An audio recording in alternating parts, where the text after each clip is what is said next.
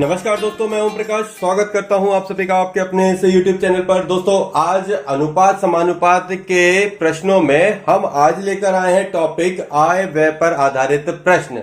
और आज के इस टॉपिक में हम पढ़ेंगे आय व्यय पर किस तरीके से प्रश्न आते हैं। शुरू करने से पहले आप सभी चैनल को शेयर करें, चैनल को सब्सक्राइब करें और चैनल को ज्यादा से ज्यादा लोगों तक पहुंचाएं। और यदि ये पसंद आता है तो लाइक करना मत भूलिएगा। प्रश्न पर आते हैं। जो प्रश्न हमारे सामने है उसको देखें। दो व्यक्तियों की आय का अनुपात 5:3 है, यानी कि दो व्यक्ति हैं एक्स और वाई जो भी होंगे, उनकी आय का अनुपात 5:3 है, जबकि उनके व्यय का अनुपात, यानी कि ये आय का अनुपात हो गया और ये उनके व्यय का अनुपात हो गया 9:5 है। यदि वे क्रमशः 1300 और 900 रुपए बचाते हैं, तो बचत कितनी है? 1300 और 900 रुपए बचाते हैं, तो प्रत्येक की आय ज्ञात करिए। देखिए, जब भी इस प्रकार के आय व्यय पे आधारित प्रश्न आपके सामने होंगे तो आपको किस तरीके से इसे सॉल्व करना है इसको समझिए। सिंपल ट्रिक के माध्यम से इस क्वेश्चन को with in a second solve करते हैं। सबसे पहले तो ये जानिए कि इनकी आय का अनुपात क्या है, दिया हुआ है, तो ये हमें 5 और 3 के अनुपात में दिया है। व्यय का अनुपात भी यहाँ पे क्लियर दिया है 9 और 5 का। और बचत पूछ रहा है, जो आय है वो पूछ रहा है और बचत बता रहा है कि इतनी इनकी बचत है। अब देखो, जब हमारे पास बचत भी है, आय भी है और व्यय भी है, तो अब हमें आय निकालने में ज्यादा दिक्कत नहीं आएगी। कैसे? सबसे पहले क्या करिए, इस 9 का इस 3 से मल्टीप्लाई करिए। तो 9 का 3 से मल्टीप्लाई करेंगे तो कितना हो जाएगा? 9 18 9 30 27 हो जाएगा। फिर उसके बाद इस 5 का इस 5 से मल्टीप्लाई कर दीजिए तो कितना आ जाएगा? 25। तो मैंने क्या किया, इस जगह को आपस में क्रॉस मल्टीप्लाई किया। ठीक है, बड़ी संख्या पहले लिखी, छोटी संख्या बाद में लिखी। क्यों? क्योंकि अनुपात में ना माइनस का कोई लेना देना नहीं है, सब कुछ वहीं के वहीं होता है, उसके कुछ भागों को अनुपातिक रूप में दिखाना होता है, इसलिए याद रखें। आगे बढ़ते हैं। इसके बाद देखो ये कितना दिया है। अब पहले इधर से इधर बढ़े थे तो अब भी इधर से इधर बढ़ जाते हैं। 13 पन्ना 65, ये हो गया 65। डबल जीरो लगे हैं तो लगा दीजिए, माइनस 9 और 9 से मल्टीप्लाई करिए तो कितना हो जाएगा? 9 नाम 81, ये डबल जीरो। यहां पर आप घटाएंगे तो कितना बचेगा? 2 बचेगा। और यहां जब आप घटाएंगे तो कितना बचेगा? देखो 65 और 81, इसमें से 65 घटा दो, कितना बचेगा? 0 0, 11 में से 5 गया 6, यहाँ 1 यहाँ बचा 7, 7 में से 6 गया तो 1, 1600 बचा। तो यहां आ गया 1600। ठीक है, तो यहां जो आया आपका 2 बराबर 16, तो मैं क्या कर सकता हूं? 2 बराबर 16 लिख सकता हूं, ये 1600। इस 16, ये 2 से 2 काट दीजिए तो 2 8 16, 1 बराबर 800 अपने पास निकल आया। जब मुझे 1 बराबर निकल आया तो मुझे पूछ क्या रहा है? आय निकालना है। तो ये आय दी हुई है, आय के अनुपात में इसका क्या कर दो? गुणा कर दो। और जब आप गुणा करोगे तो आंसर आ जाएगा। आंसर 2 भागों में आएगा। एक आएगा 5, 8 पंचे 40 और 8 16 8 24। बात समझ में आई?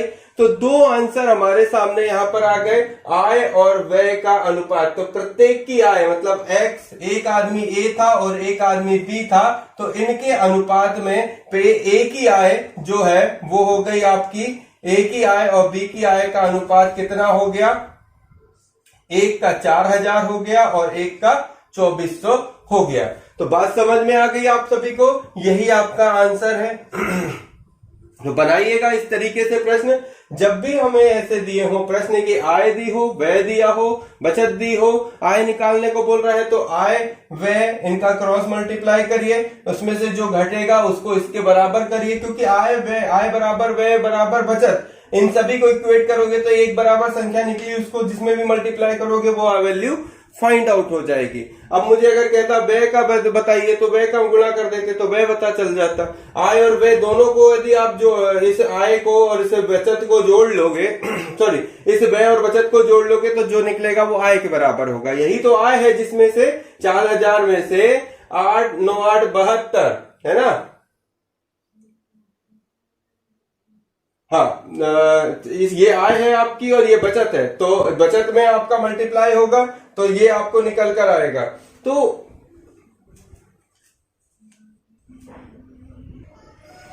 देखो अगले प्रश्न की तरफ चलते हैं और अगले प्रश्न को समझते हैं। ये क्या कह रहा है, राम और श्याम, मतलब एक भाई राम है और एक भाई श्याम है, ठीक है।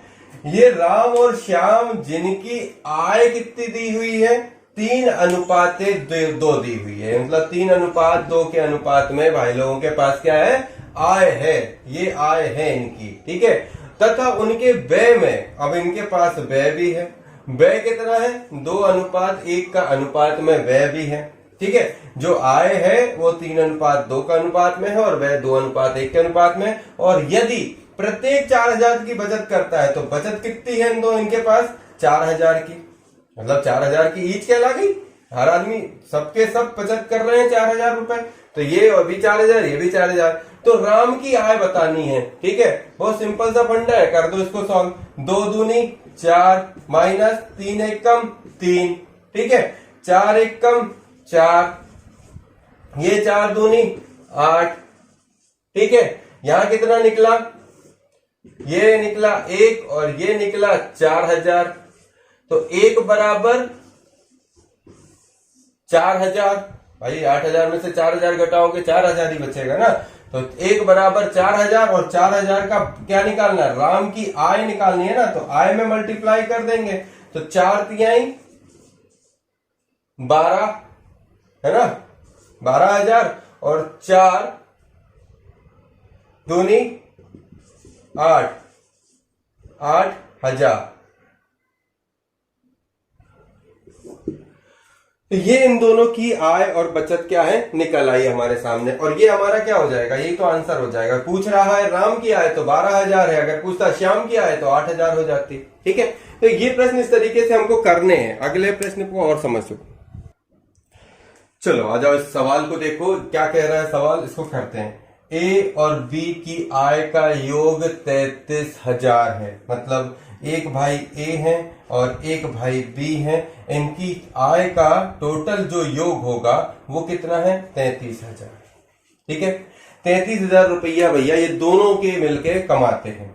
अब ए अपनी आय का, ये भाई ये जो है अपनी आय का, इनका तो योग है ये, ठीक है। ए भाई अपनी आय का 60% और बी अपनी आय का 75% खर्च करता है। क्या करता है, खर्च करता है। जब ये खर्च करेगा 60% तो भाई बचाएगा भी तो कुछ, है ना।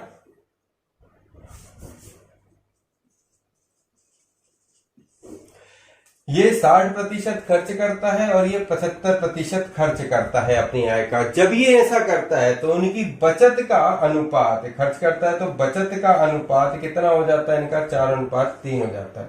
तो अब जरा यहाँ पे समझो भाई, है ना, यहाँ पे मैं जो समझाना चाह रहा हूं उसको समझो। कोई बंदा अपनी आय का, देखो आय दोनों की मिलाकर है, ए और बी, ये पता नहीं चल रहा है कि ए भाई कितने कमाते हैं, बी भाई कितना कमाते हैं, ये जरूर बता दिया कि दोनों मिलके 33,000 रुपए कमाते हैं। जैसे मान लीजिए कि मैं 20 कमाऊं और बंदा एक जो है 13,000 रुपए कमाए, तो हम दोनों मिला के 33,000 कमाते हैं। लेकिन आपको कैसे पता चलेगा, मैं अगर ना बताऊं कि हम दोनों की आय क्या है, तो भाई इसमें कुछ ना कुछ तो बताना पड़ेगा कि भाई मैं 20 कमाता हूं तो मैं 60% खर्च कर दूंगा, भाई 40% क्या करूंगा, बचाऊंगा। लेकिन दूसरा आदमी जिसकी 13,000 रुपए सैलरी है, वो अगर अपना जो है 75% खर्च करेगा तो फिर कितना बचाएगा। तो दोनों के तारतम्य हमको अलग अलग बता रहे हैं कि किसी की आय ज्यादा होगी, किसी की कम होगी, या हो सकता है दोनों की आधी आधी हो। अलग अलग इस पे विचार आ सकते हैं। तो इसमें हम किसी भी प्रकार का कैलकुलेशन लगाए बिना हम एजम्पशन नहीं लगा सकते, ठीक है। तो अब आ जाओ भाई वापस सवाल पे। मैं तो सिर्फ अभी यहाँ पे क्या है समझाने की कोशिश कर रहा था कि ये जो वैल्यू है खर्च से अब निकलेगी। अब खर्च दे दिया तो अब आएगी बचत की बारी। तो जो व्यक्ति 60% खर्च कर रहा है तो बचत कितनी करेगा, जो व्यक्ति 60% खर्च कर रहा है तो बचत कितनी करेगा, इसकी बचत का प्रतिशत मैं यहां पे निकालूं तो बचत का, ये अगर 60% खर्च कर रहा है तो 40% बचाएगा। और जो 75% खर्च कर रहा है वो 25% बचाएगा, तो ये इनके बचत का प्रतिशत है। ठीक है, अब बचत के प्रतिशत को मैं यहां पे रखता हूं क्योंकि मुझे बचत का ही अनुपात दिया हुआ है 4:3। ठीक है, तो बचत में ही सारी चीजें दी हुई हैं, तो अब मुझे बचत को बचत के बराबर कर देना। आ गई बात समझ में? तो करना शुरू करते हैं। देखो, ए का 40%, ये जो है ए का 40% बचत है और बी का 25% बचत है। किसके बराबर है? 4:3 के अनुपात में। ठीक है, अब ए का 40% कितना हो जाएगा? 40/100 अनुपात है बी का 25/100 बराबर 4:3। ये 0 से ये 0 कट गया, 2 दूनी 4, 2 पंचे 10, मतलब 2a/5 हो जाएगा, है ना। 2a/, इसको थोड़ा सा इधर कर लेते हैं ताकि और काम आ जाएगा।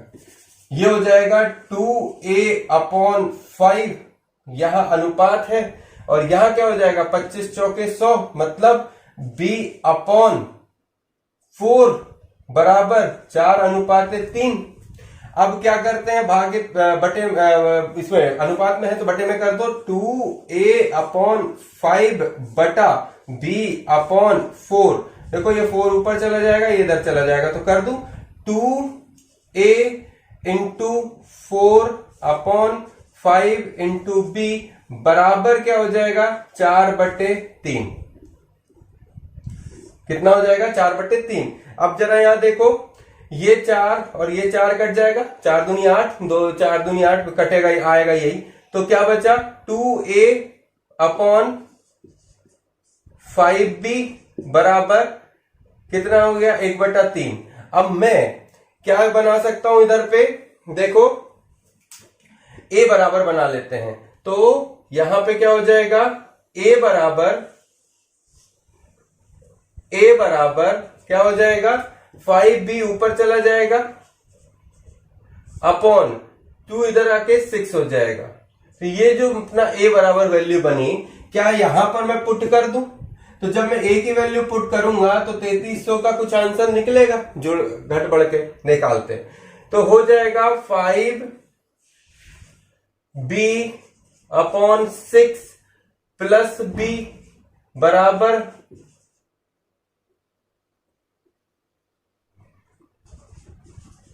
33,000। ठीक है, अब ये कितना हो रहा है? देखो, 6 5 11 है ना, 6 एकम 6 और 6 यहां 5, 6 5 11, 11b/6 बराबर 33 1 2 3। ठीक है, अब मैं इसको इधर ले जाऊं, b बराबर क्या हो जाएगा? 3 3 1 2 3 इंटू 6 डिवाइड बाई 11, 11 3 33, कितने बार चला जाएगा? 3000 टाइम। तो b बराबर क्या आ जाएगा? 3000 इंटू 6। b की वैल्यू आ गई 18,000। अब क्या पूछ रहा था? यदि उनकी बचत के अनुपातों में 4:3 है तो b की वैल्यू, b की आय निकालो। तो भाई b की आय 18,000 है। अब a की आय अगर पूछेगा तो b की आय 33 में से घटा दो, तो कितना हो जाएगा? 33,000 माइनस 18,000। ये 0 0 0, 13 में से 8 गए 5, यहां बचा 2, 2 में से गया 1, तो 15,000 रुपए भाई ए की सैलरी है और 18,000 रुपए बी की सैलरी है। ठीक है, तो पूछ रहा था बी की सैलरी कितनी है, तो हमने बता दिया बी की सैलरी इतनी है। बात समझ में आई हो तो चैनल को करिए लाइक शेयर सब्सक्राइब और बने रहिए हमारे साथ।